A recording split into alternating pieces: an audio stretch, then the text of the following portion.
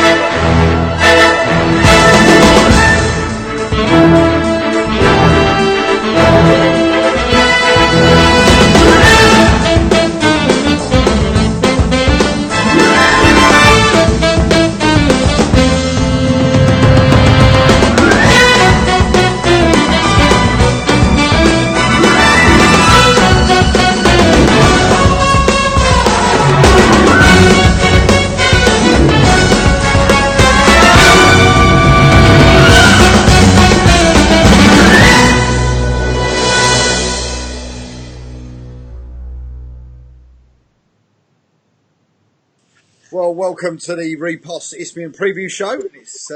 I'm getting better at saying that now. It's a big mouthful, but it's getting easier and easier to say every week now. But it's really happy to see all you guys. Actually, we've got 6 or 7 people watching us live already, so fantastic for you to give your time up on a Friday night to watch the show. And of course, with us as normal, and it's as you might be able to see, probably to my far left, but you're probably to your far right. He's Paul. So welcome, Paul. Evening, mate. And of course, in the middle, of course, is Dean. Dean. Welcome, everyone. And he's got out of wearing that Santa suit yet again because he's actually dressed up as Snow White tonight, doing a pantomime for his kids. So Glenn's not with us. He's actually literally at a pantomime tonight. So unfortunately, we won't have Glenn. But he has given us he has physically given us his scores and so forth. So hopefully we will go through that as we go ahead. But you guys had a good week? Yeah, it's been all right, mate. It's been all right. Away from the family for a week, but it's going back home tomorrow. Yeah, mate. I've had a good week. I tried to watch a couple of games Tuesday, but they were called off waterlogged, so not too much football this week. But looking forward to breaking up tomorrow. Yeah, I suppose how many. The good thing I suppose will be is how many games will actually go ahead at the weekend. Yes, but I mean, obviously, I don't know what the weather's been like where you are, but it's been awful where I am. Someone just said I said Friday, but I should have said Thursday. But there you go. But it is what it is. But we're here tonight anyway, so there we're doing. Yeah, problem with going live. Yeah, we're live tonight, not tomorrow night. But there we go. It's been a long week so far. It's still a long week to go. But shall we start then on the games then, and we'll have a look through some of the games. So we'll start off then with the Premier game.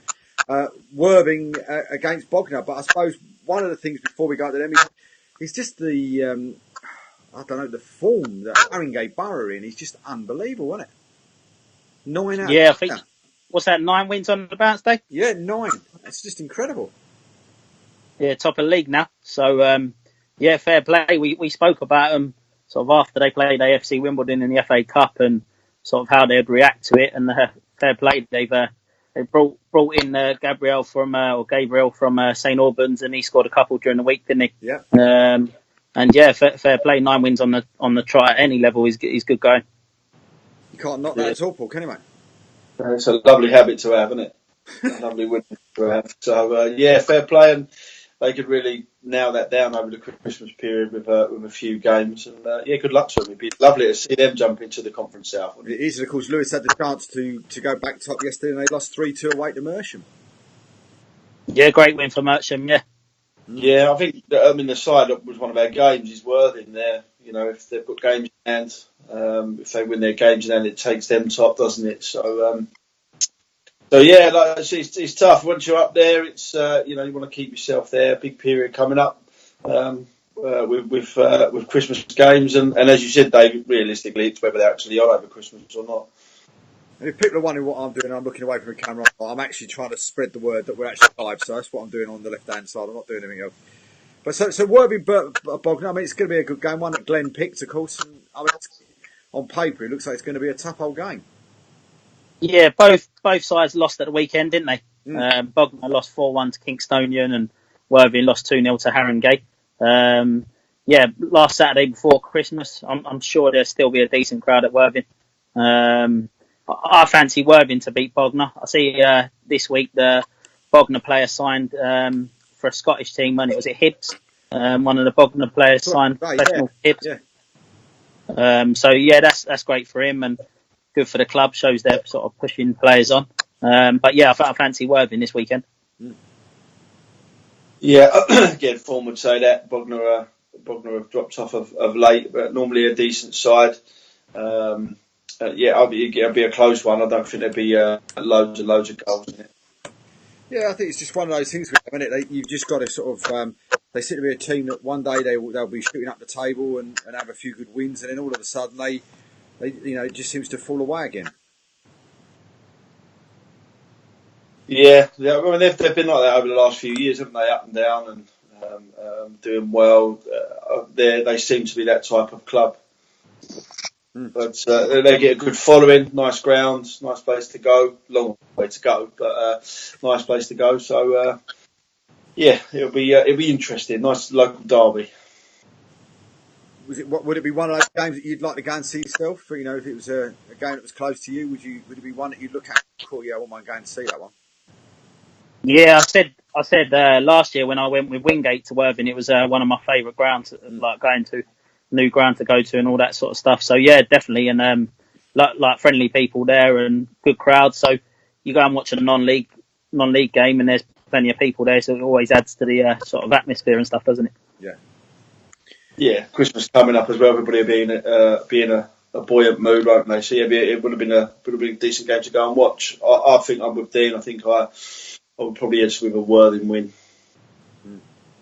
An easy win, or it'll be tough game for them? No, I think it'd be a tough game. Like I say, Bognor have always been a decent side, and local bragging rights I think will come into play as well, and they'll be determined to get back onto a run. And again, as we keep saying, this time of year is the time to get on a run. And I think it'll be tough. I think it'll be close. I'd probably edge to 2-1 to Worthing. Yeah, I'll go with Paul. I was going to say that as well. 2-1 to Worthing. Okay, and I was going to go 1-0 Worthing, and Glenn has gone 2-1 to Bognor, so he's actually gone the opposite way. So be interested to see why he's possibly gone the opposite way to us and what he's thinking would be behind that. Do you think they could nick a goal out of Bognor from that? Yeah, as we said, they're going to be a decent side, Bognor. So again, it would be one will go either way. And as you can see by the way we predicted the scores, it's very close. They're all very tight. So yeah, without a doubt, it could go either way. Yeah, and Bognor be one of the clubs at the start of the season that I imagine a lot of people would think would be up there. So looking at the league table, they need to sort of get back on track. I was one of the things I'd say to everybody that might be watching out there in a minute. Please, get onto your Facebook accounts, get onto your Messenger accounts, and etc. And let's tweet this out, post it out through Twitter, through Facebook for us as well. Let people know that we're here tonight. Let's get as many people watching these shows as we possibly can. Of course, we do it literally for you guys, and so it'd be great if you could. Literally, if you could post it all out for us and get this promoted as much as we can. Go on to the next one then. I suppose it's Folkestone against Leatherhead. Interesting game, this one. Yeah, for me, Folkestone, real tough place to go. I know they're pretty close in the league table. I just can't see Leatherhead going there and getting anything. Folkestone had a good win against Bishop Stortford Saturday. And yeah, Folkestone at home, good crowd. Always like sort of hard place to go. So yeah, I fancy Folkestone this weekend. Yeah, I think they're on exactly the same points. So they've had a fairly similar season. In both teams last year, if I'm right, they were up there at one point, weren't they? Yeah, they were, Paul. Yeah, both sides. So obviously both trying to find some form. And again, I'm repeating myself, but this is the time of year to hit a bit of form. And with these leagues, if you look, where are they? They're actually only 5 points off fifth. Well, we've had two people come in already. One said 3-1 Folkestone, one said 5-0 Folkestone. So Confident. that'd be interesting. Yeah, confident fans. And they're not Folkestone fans either. One of them's a Harlow fan. So there we go.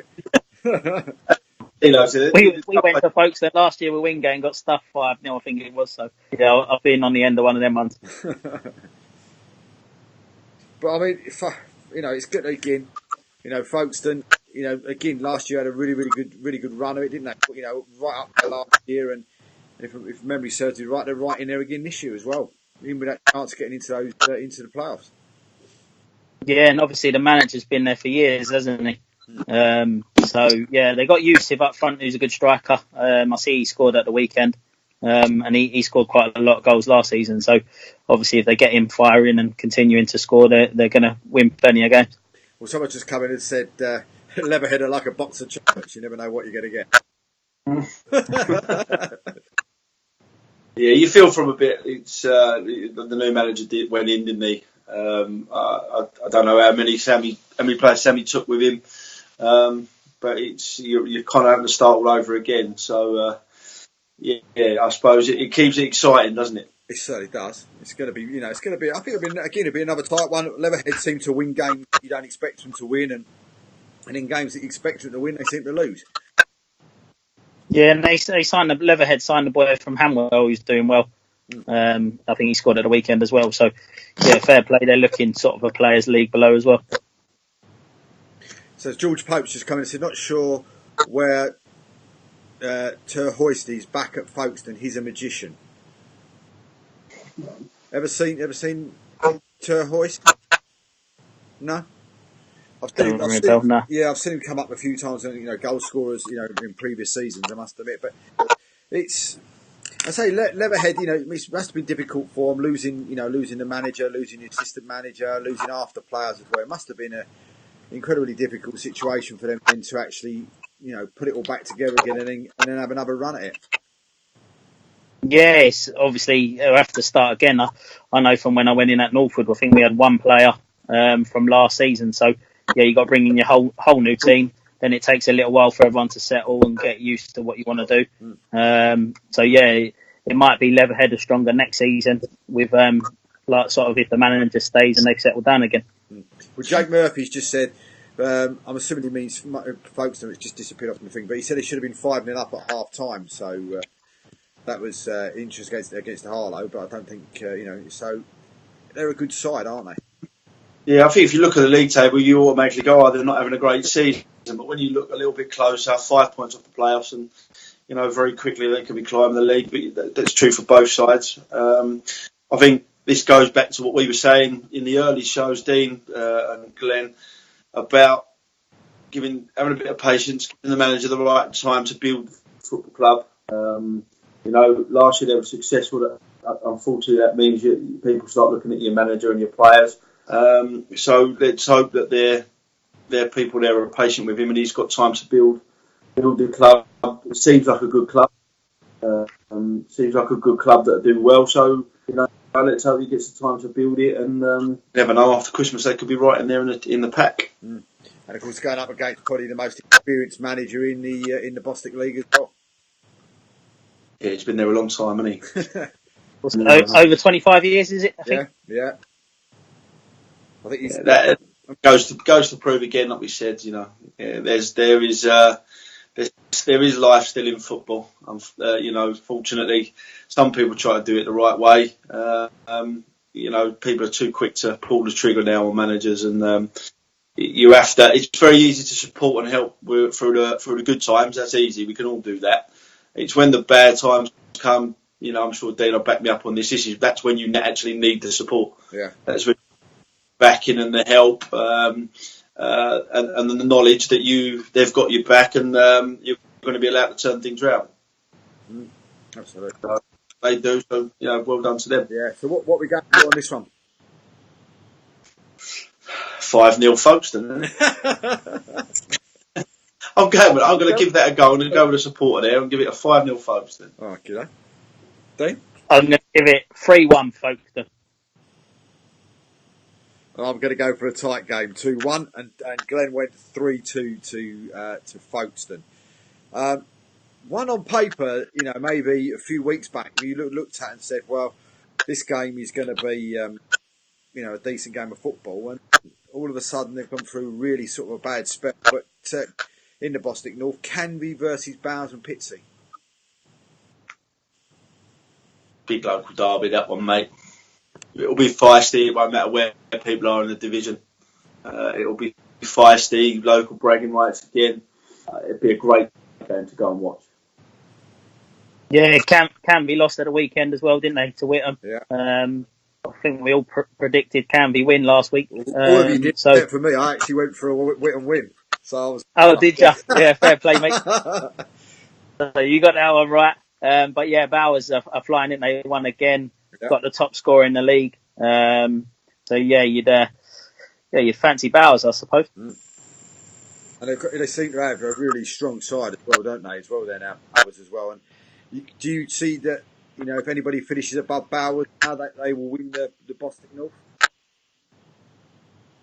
Yeah, they've seen the form side, don't they? I mean, Rob's done a great job there. He's been in. I think he's been in the league 3 years now, and every year they've been right in and amongst it, and each year they seem to get stronger and stronger. They're the most consistent side, aren't they? They've lost once. Yeah, I mean George Pope's just come in and said everything we just said. It'll be a 0-0 then. Yeah, It might be right. They've got better each year on year, and that's what you want is to progress. And Sports has done a great job. I think they've only lost once. You're looking during the week with Aveley. Yeah. We said it last week. Beat teams like Tilbury. You've got to go and beat them sort of sides if you've got the ambition.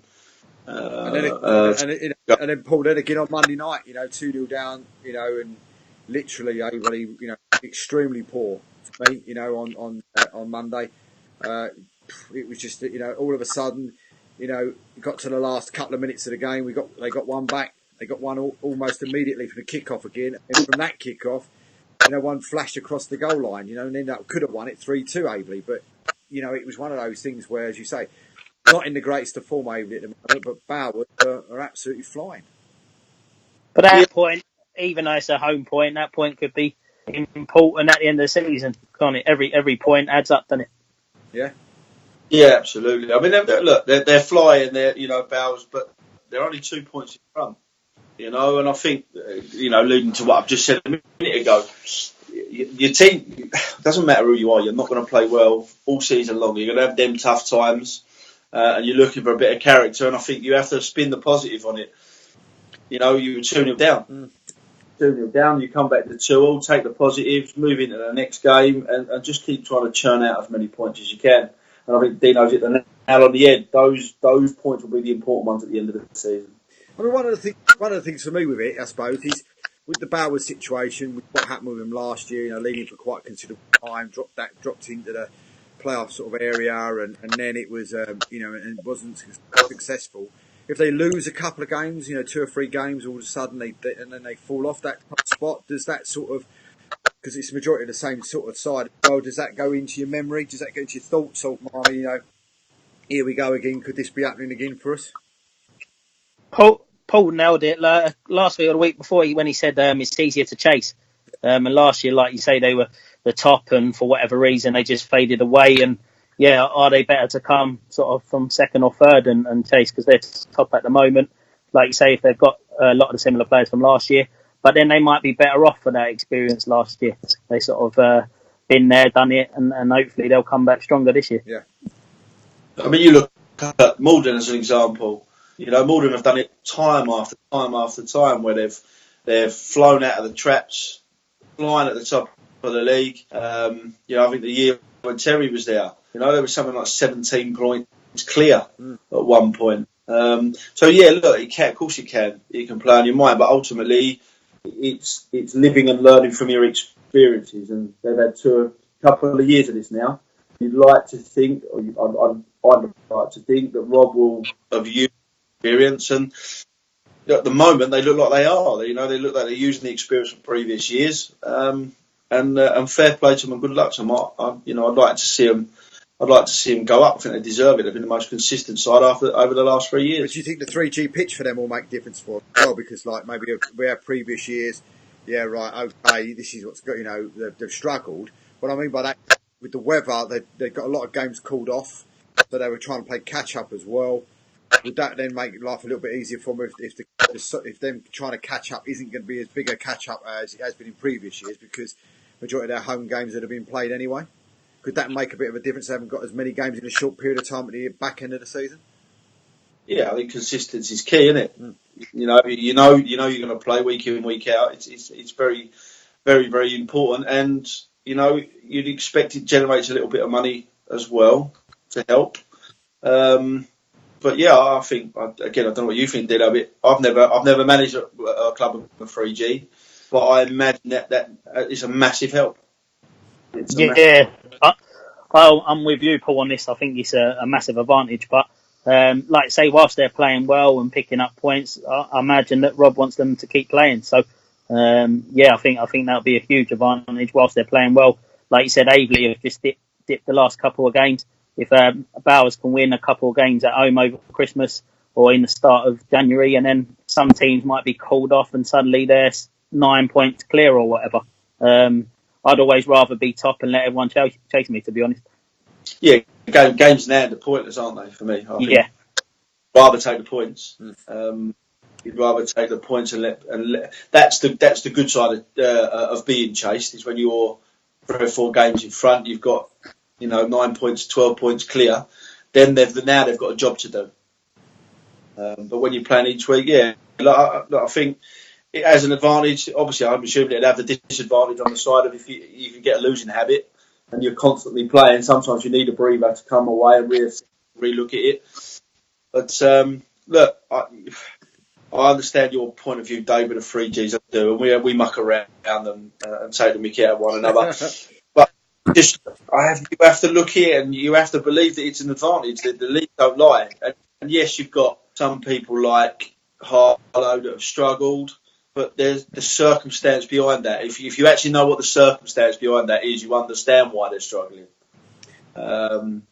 So I think it has to be an advantage. The top 2 teams in the division are on 3G. But is that? I know we've spoken about it in previous times before, but is it the case of if there is an advantage there, it's because of the amount of use the pitch gets, so there's more money in the pot for the manager, or is it a case of, well, it's just because they're playing on a 3G surface? I personally think it's more to do with the fact that if you've got stuff going on there all week, you've got more money in the budget, that's what the problem is, because you get better players, and that's why they're top of the table, rather than the fact that they're actually playing on 3G.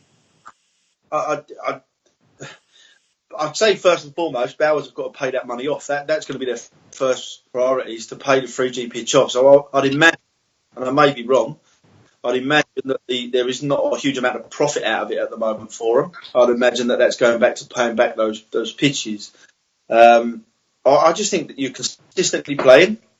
You can consistently train and put good, varied training sessions on for the players. And I think the fact that you're used to that surface, it plays a big advantage. I really, really do. At Waltham Abbey, that was a big thing. We would always start the first half of the season. We'd start brilliantly. We'd do really, really well there.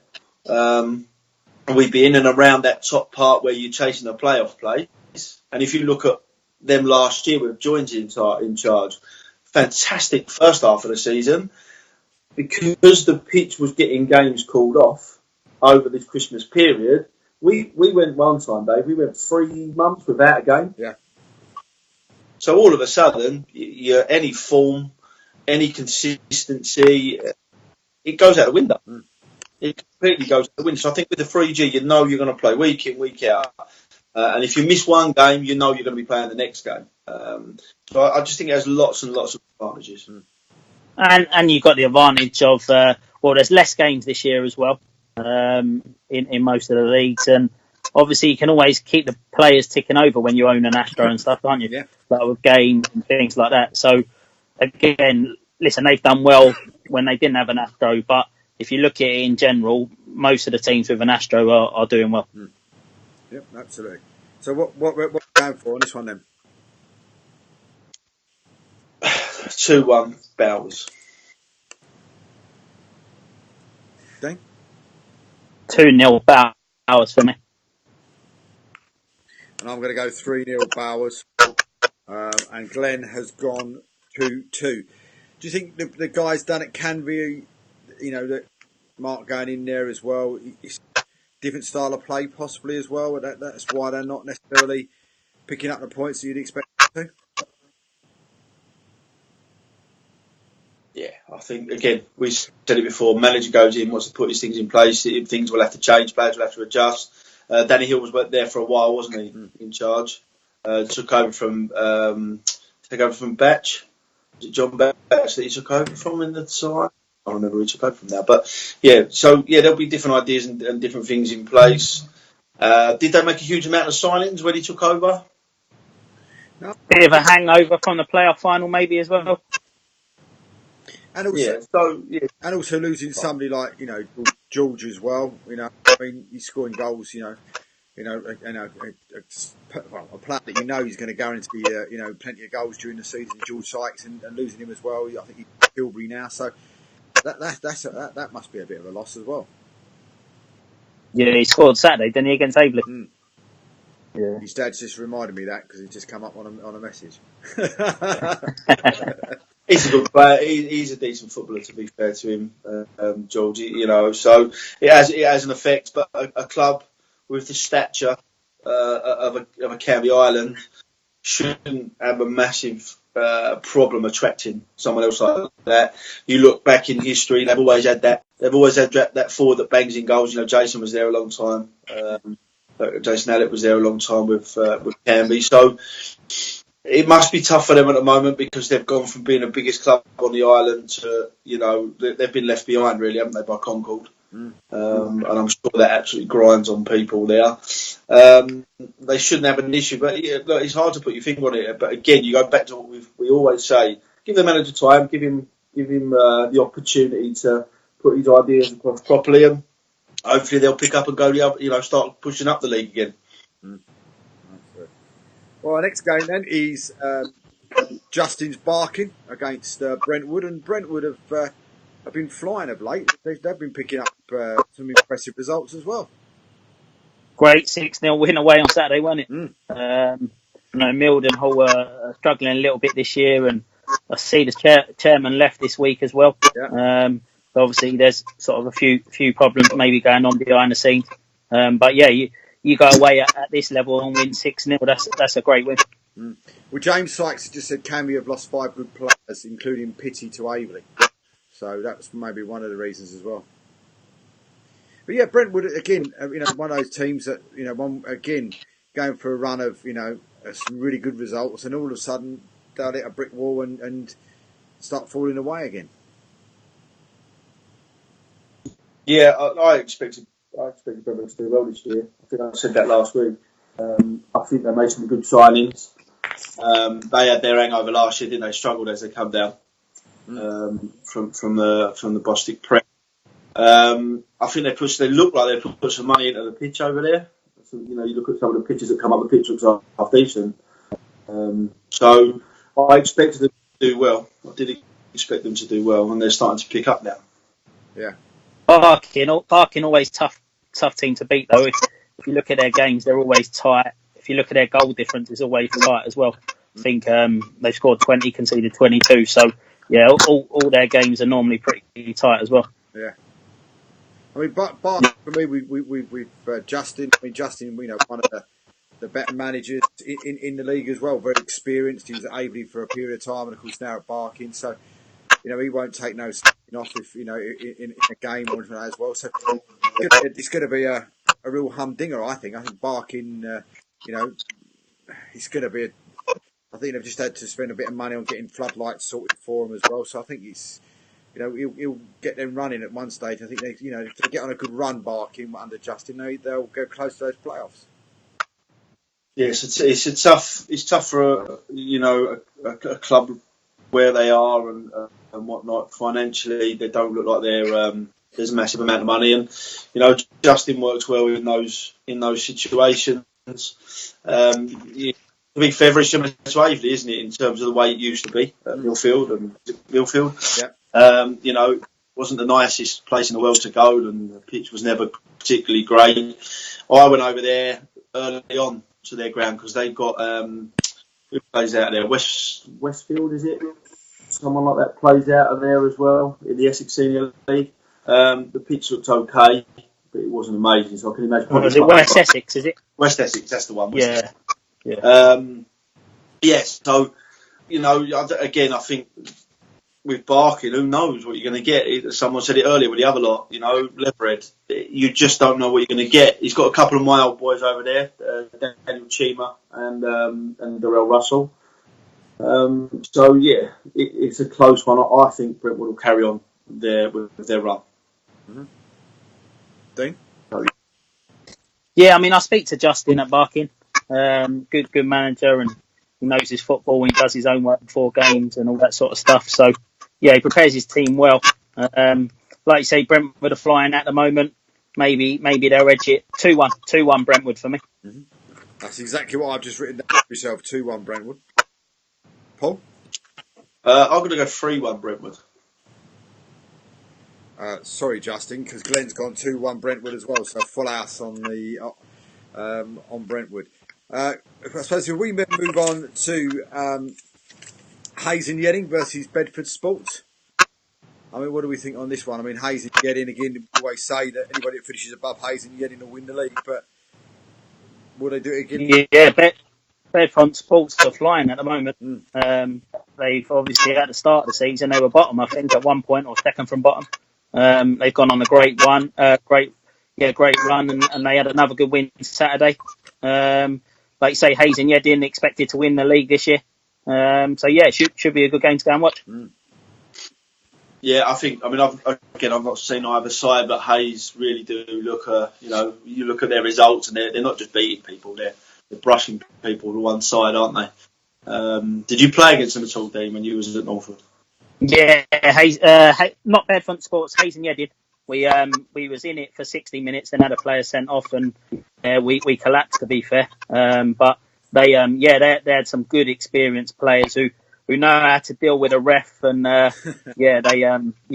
very experienced. And if the ref's not strong, they can take advantage of it. Yeah. Another big club though, isn't it? Another club that have done well in the past. So I just being Conference South and all that. Yeah, they're a point off top with 3 games in hand. They look like they're the side that are going to go on and win the division, don't they? At the moment, Bracknell falling away after their result of the weekend. Who see that one coming? Oh, absolutely, no one. It's incredible. Play to Paul, yeah. Yeah, look, I spoke to Paul. I went over there and spoke to Paul a little while ago, which we'll go on to, but with the other game, and I know he was under I felt he was under a little bit of pressure to go and get a result like that. It's fantastic. They got Brandon Adams from Enfield Town. He used to be at QPR. Very good young player. Not trying to tout him around, Paul, but I'll be surprised if he's at step 4 for very long. Yeah. He's got a hat-trick Saturday, I think. Yeah, I see that he was banging goals in, but no, like I say, I just don't. I don't see anything in a Hayes and Yedding win. I think they'll just keep marching on. They look very consistent. Again, they've only lost twice, I think, all season. So score lots and lots and lots of goals. I think they'll win 3-0.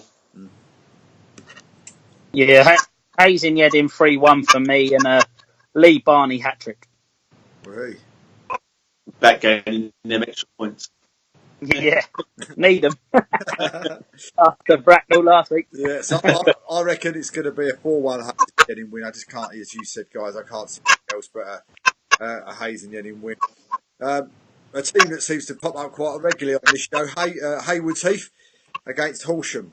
Talking about good results, Horsham a cracking result again, taking away the 100% record from Cray Wanderers. Yeah, 4-2 win for Horsham, wasn't it? Yeah. The boy got a hat-trick, didn't he? Yeah. But yeah, both teams are in the playoffs, I think. Yeah. Well, I think Haywards just that side, yeah. Yeah, so it should be a good game. Did you see that? Yeah. Did you see that coming, though, Paul? A Horsham win against Cray last week. I think I called it, mate. Look, I called the Horsham win, mate. I'm having a good look, mate. Don't worry. You called it 2-1. You keep talking and I'll have a look. Yeah, Horsham are on a fantastic run, aren't they, at the moment? Chasing Cray, so it will be another mouth-watering game, I'm sure, between the two sides. Hayward Heath, I think we spoke about them quite a few times. Came up last season, and again, I think they got a decent result at the weekend, didn't they? They did, yeah. So, I still. Oh, he's frozen. Are you there as well, Dean, or are you still you frozen as well? Well, they're frozen for the minute. Hopefully we'll get him back. There he comes. We lost you for a minute then, Paul. So say that whatever you were saying. Yeah, Horsham look a bit like Hayes and Yedding. They're on a march. Yeah. They're on a bit of a march. So I think Horsham will win again. Mm. Yeah, Horsham 2-1 for me. Go Horsham 3-1 for me, mate. And I'm going to go for a 2-0 to Horsham. Guernsey against Three Bridges. So bottomish of the table clash, but it could be an interesting one. I mean, both sides get had a not a bad set of form at the moment, but they've sort of come into a little bit when picking up a few points here and there. It's going to be an interesting game, but it's going to be that travel for Three Bridges that close to Christmas to go all the way over there. I can't believe I ain't been invited, Dave, to be honest. If there's any Guernsey fans out there, I was looking to go to this one. But, it's both teams sort of, I don't know, maybe at the wrong end of the table.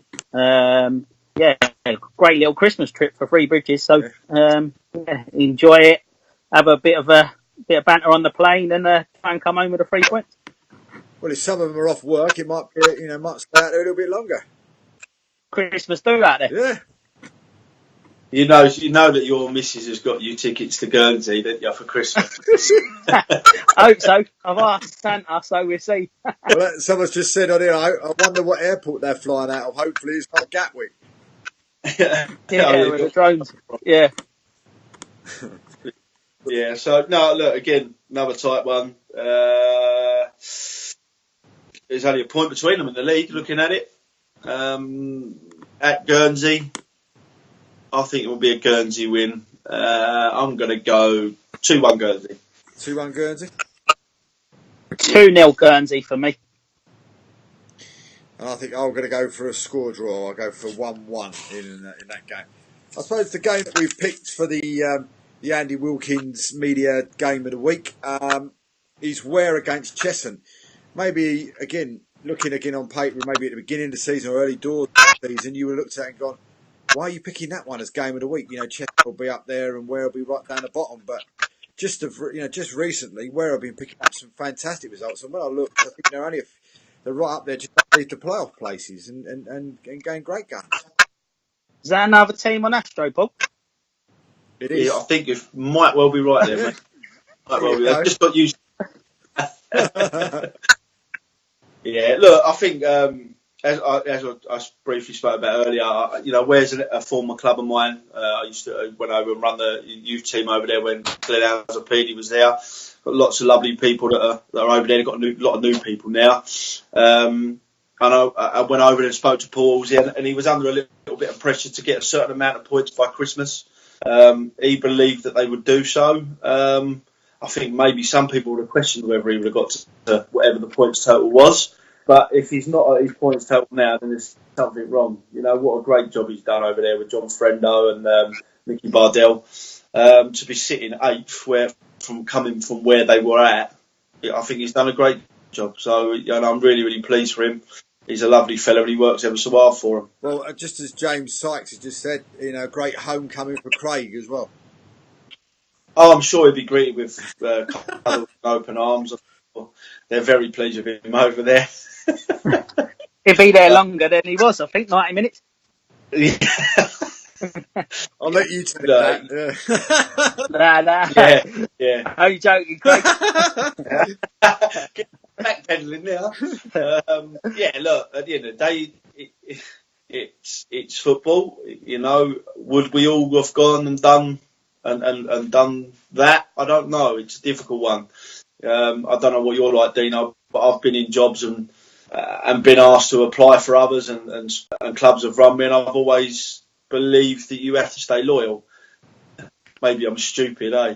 Don't always work the other way, mate, does it? No, unfortunately it doesn't. But I think if you stick to your own morals, and what you believe in, that's personally how I've always worked and would always work in the future if I go back in. Maybe we are stupid, or maybe I am stupid because it never does go back in the other direction. But look, at the end of the day, he's gone from there. He's gone to Cheshunt and felt it was a better opportunity for him to kick on. I suppose you could understand that.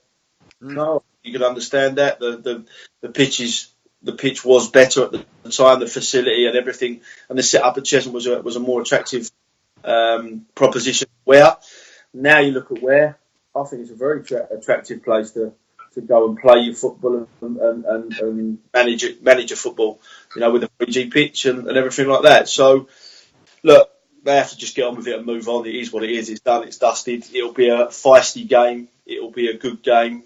And I think it's actually a really difficult one to call. And of course, I say we said Ware in good form, Cheshunt in sort of what you could say, bitty form, I suppose. You never know. Again, of recent, they win a few games, lose a few games, so it's going to be tough. I suppose on form, you possibly might even make Ware the favourite for it.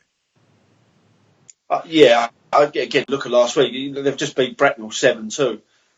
No one would have called it. Nobody would have called that. Nick a 1-0 win or something like that. They've got some good players here. People like David Cowley and people like that. It's nice to see him stay at a club for longer than 5 minutes because what a good player he is, and he needs to settle down and get his roots. He's had too many clubs and jumped ship too many times for an extra tenner.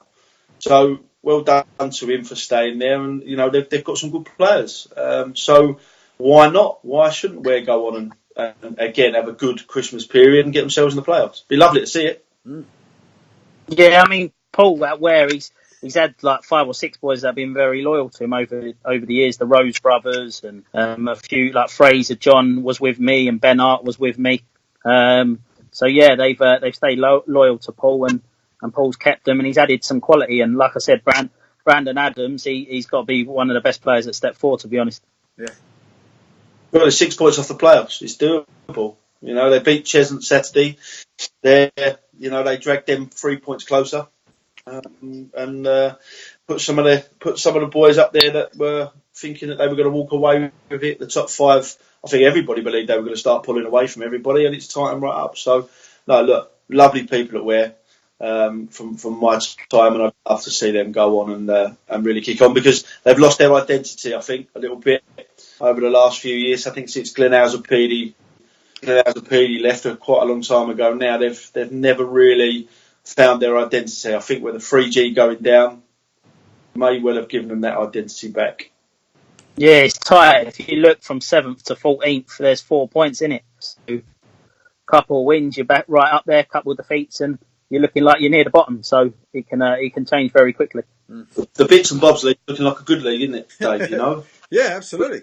And I suppose as well with it all as well, with that league as well, the interesting thing will be, I suppose that will be the league that you'll look at even like into the likes of next year and go, right, okay, who's going to be in it even next year? Will it, with teams coming down from the Prem and others, where do they put each other? Do you know what I mean? All of a sudden that jigsaw league could look completely different again next year.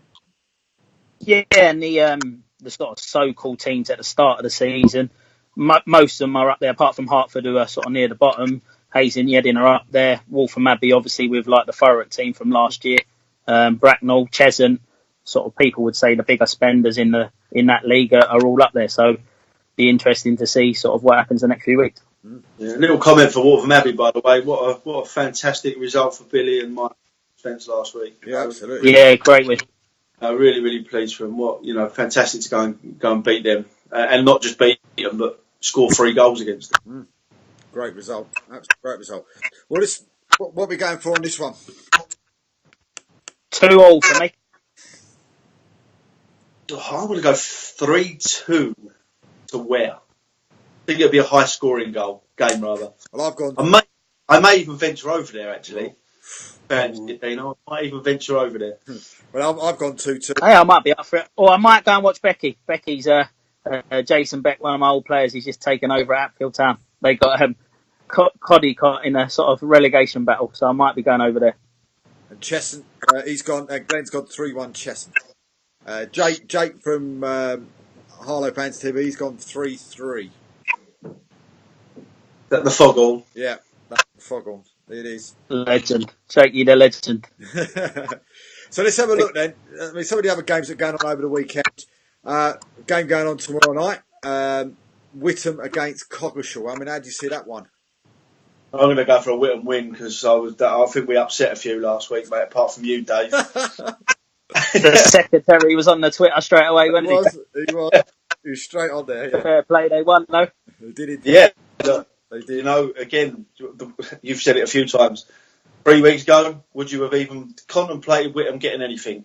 Now, you know, who knows? They could go there and get something. It's a tough place, tough team to go and play against, but, you know, they look like they're hitting their form. Yeah. James Sykes says, talking of money, and we're talking about Coggeshall. But, yeah, so, yeah, for me as well, I think Whittam to beat Coggeshall. I've got a feeling that that'll happen again. But Coggeshall for me.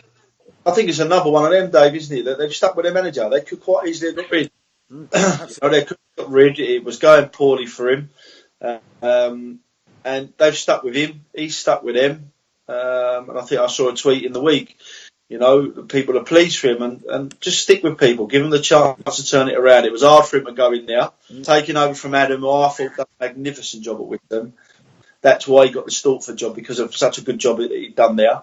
And someone's had to go in and start again with, again, I don't think a huge amount of money. So fair play to him. Yeah, I think we may go there and win. Yeah, I do as well. I must admit. In the Premier then, at the weekend, on Saturday, it's Hornchurch against Brighton in Super Region. Corinthian Casuals versus Kingstonian. Haringey Borough against Potters Bar Town. Margate versus Whitehawk. Mersham versus Dorking Wanderers. Wingate and Finchley versus Carshalton. So, I mean, where do we... other than the ones that Glenn picked, I mean, where else do you see anything interesting there? Wingate need a win. Wingate need a win desperately. They had a great win against Dulwich in the trophy. Their cup form's sort of been decent this year, but yeah, in the league they need a win. They got Enfield Town Boxing Day and Haringey Borough, so yeah, they need to pick up a win desperately on Saturday. Not going to be easy playing Carshalton. No, they're doing well this year since they've come up. What about Haringey? Going to carry on 10 out of 10 against Potters Bar? I think so. Yeah, I think so. The bubble's going to burst eventually. It's they have to just then, you know, move on. It's done. You lose a game and you have to kick on again. But you know, just lovely to see what they're doing, mate. It's lovely to see what they're doing. And they're only a small side, aren't they? As well, you know, they've not often been sort of, you know, this have not been that. You know, come out very small sides, the ones that not many people talk about, and then had that real big, you know, kick in the goalie, shall we say, against AFC Wimbledon when they should have probably would have bet hard on the night, and they've just gone on an amazing run.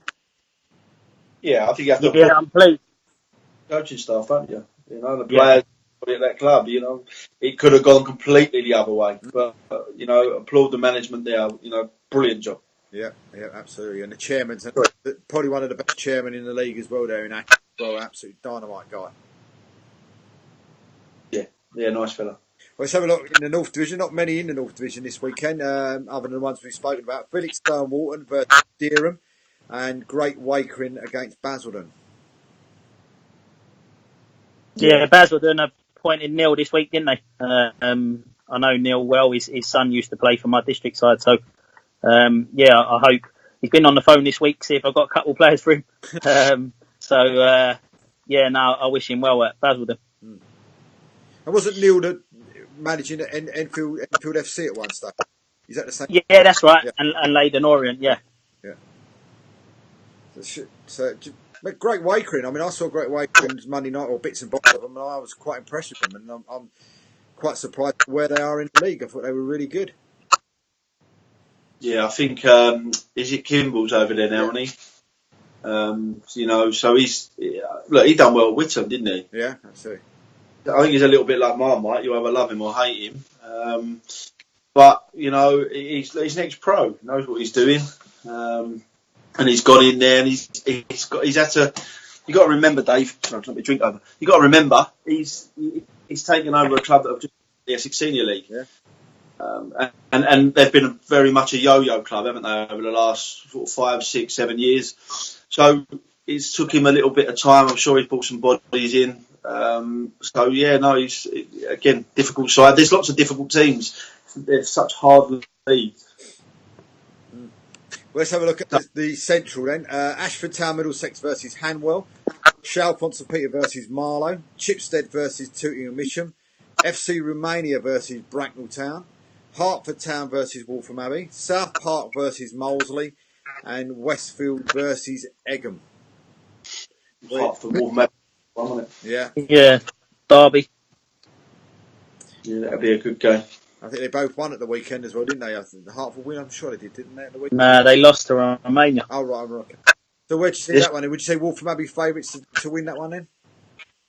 Yeah, I'd say so. They're struggling a bit, Dino. I've watched them twice, and to be fair, they popped the ball around, but they lost quite a few players, didn't they? Yeah, and someone broke into this week as well, didn't they? I saw that as well. Yeah, I know they're at the start of the season there was a lot of talk about them winning the league and sort of they signed some sort of big money players as such, and they're sort of at the wrong end of the table now. I think they've won one in 12, 13 games, so they desperately need a couple of wins. Yeah, they sort of they rode the crest of a wave last year, didn't they? Coming up when they weren't expecting to, and I think I think sometimes people don't realise how hard it is. It's tough. These leagues are very, very difficult leagues, and you've got to have something about you to keep your team constantly churning out your results. And maybe they're just being found out a little bit. The crowd, I know the crowds are down this year because they were getting good support at one time, weren't they? But the crowd seemed to be down at Hertford this year. Moving on to the South East Division then, we've got Herne Bay versus Hive Town, VCD versus Greenwich Borough, and Whiteley versus East Grinstead, and then Cray against Sittingbourne on the Sunday. Did you hear Keith's rant on Monday night about his? I see his tweet. I see his tweet, and I see that he wasn't a happy bunny. But I haven't listened to it yet, mate. I saw his tweet and I knew what was coming, so I thought, I didn't really need to listen to it, mate. To be honest, you want to tell him to stop beating around the bush and get to his point. Yeah. But in all fairness, he was there and he gave. Well, he gave the situation exactly what supposedly happened on the day as well. But other than that as well, he comes up with some brilliant ideas of how to solve the referee issue in this country and in non-league and stuff. And he went on a bit there and with Mickey Collins as well. The two of them, came up with a great idea of how to put this in. Like people go through training to be a coach, or you have to go through training to do this. Why is there not training sessions for the referees? And he went into in depth exactly how he felt he should, you could improve the refereeing. And when you think about it and listen to what he was saying, you can argue with anything he was saying at all. And it was just a really good idea that you would hope that somebody, an FA, an Essex FA or FA itself or whoever, would actually listen to him rather than listen to the negative stuff that he might say about refs, but listen to the positive stuff that he tries to put in there as well to actually make the referees better. Yeah, and he's managed for a long time, hasn't he? So he's seen a lot of games of football, and he would have seen the good ones and the bad ones, like players and managers alike. But yeah, sometimes it's nice to be able to talk to a referee sometimes without them sort of trying to send you off for talking, or sort of they've got an assessor behind them and they're not allowed to talk to you or let the game flow. So it's listen to people. We all love football. Why not listen to people that are trying to help you? Yeah. I think at the end of the day, none of us enjoy go at a referee or have a go at a linesman. I think, look, sometimes we go over the top. I think there were times where, people have to realise you're under pressure as a manager as well. You're under proper pressure. Just because it's non-league football doesn't mean there's no pressure there. Yeah. And I think, as long as you don't cross the line and start becoming ridiculously abusive with someone. I think there has to be a discussion between both. We don't want to have a go at referees. We don't want to have a go at linesmen. If it wasn't for them, we couldn't play the game. And I mean, if you look at it as well, Paul Dean, I mean, we always go on about, that player there, Jamie Vardy, I was playing against him last season, or this player here, I managed him and he's now in professional football. Wouldn't it be nice if we could turn around and say, look at that referee that's actually reffing there on the Sunday on the Premier League on Super Sunday. He was reffing us 3 or 4 years ago in the Isthmian League. And I remember when we did this, and you could have that discussion about a ref. I mean, we said Monday night, Abby Byrne, who was reffing a match between, I think it was Romford and Brighton City when Brighton City won the league in the north. I think it was this week or end of last week, has now been made a FIFA referee. What a step for her. That's absolutely fantastic. And even up to the other week, she was actually reffing Arsenal ladies versus Man City ladies live on BT Sport. I mean, that's just fantastic. I think the thing is that all the talk about at the moment is VAR this, VAR that. So that's not going to be cheap, is it? It's going to be a lot of money because they want to help the referees. You're not going to get VAR in non-league. It's not going to happen. So where does the help come for those? They need help. They need education. They need an understanding. I think sometimes referees are people that possibly haven't played the game to any real standard. That's why they're referees. I don't mean that in a derogatory way whatsoever. And I think there has to be common sense and understanding of certain things that go on. I just think win, lose or draw, Paul, you just don't want to be talking about the referee at the end of the game. No, you want it to be. You want to be beaten on a little bit of skill, a little bit of quality from the opposition, or you want to win the game by that, and walk away and go, look, we were unlucky. Yeah, the last thing you want to be saying is the referees cost us the game. Again, I'll reiterate, we are under pressure. Managers are under pressure, not us at the moment, because we can't do it. But we're under pressure. Real pressure. Well, Jake's come back and said they shouldn't tell them they're being assessed. We never know when we get mystery shopper in a shop, so why should they be told they're being assessed? Let's say we brought up Monday night. Why tell them that they're being assessed? Because the common sense that they referee with goes straight out the window. Yeah, we said that a million times. They just change. If they just change, it's ridiculous. Assess them on a real game where they don't know you're there. They'll learn more. Couple of bits before we go. I mean, we also lost the referee's assessor, great guy, Keith Miller as well, the Essex FA. Did you ever get the pleasure to meet Keith? No, I know Keith very, very well. Yeah. I met him a few times, yeah. Yeah, lovely man. Really, really was. Knew my family, knew my granddads and everything like that. And devastated, mate. I was absolutely devastated when I saw the news. Couldn't have been a nicer man. Done everything for you. And you know what? When you spoke about referees, was one of the most honest assessors I've ever met in my life. Gutted, absolutely gutted by the news. And I wish his family all the very, very best. And send my condolences and my family's condolences to them. Dean? Yeah, I echo everything Paul said. It's, especially at this time of year, it's a terrible time to lose someone. So, yeah, condolences to all his family and friends. I said one thing away from our show. There is a young man out there at the moment and doing a fantastic job as well for non-league football, and he's really sort of putting himself out there. On the sort of like the Isthmian scene and non-league scene, in the area, and putting a heck of a lot of effort and his own personal time and money into what he's doing. So it gives me a great pleasure to say, he's going to be joining us in early January on the other show, and of course that is Jake, who does the Fogcast every week, and it's a great watch, great listen. And I would just say to anybody out there, if you like the show that we put out on a Monday and also on a Thursday, Friday, give Jake a call. Give Jake a listen. He's managed to get himself a sponsor this week as well, which is fantastic news for him as well. But give him a listen. He puts a lot of effort into it. Does a lot of stuff for Harlow Fans TV as well. So if you get the chance, try and have a listen to him and just put in the Fogcast to Facebook or Twitter or whatever else, and it'll pop up, and you'll get to listen to Jake and you'll realise why he's called the Foggle. Trust me when you see it. But he's a fantastic watch, fantastic listen. A guy puts a lot of effort into it, and I wish him all the very, very best with what he's doing with his show as well. Really look forward to talking to him face to face at the beginning of January. So, guys, Yeah, I can echo that. Dave, I invited Jakey to Northwood Wingate. He come in the change room with us, and he done a few bits, and yeah, the players loved him. So yeah, give him a follow and give him a watch. He does a lot for Mind Charity as well, doesn't he? Yeah.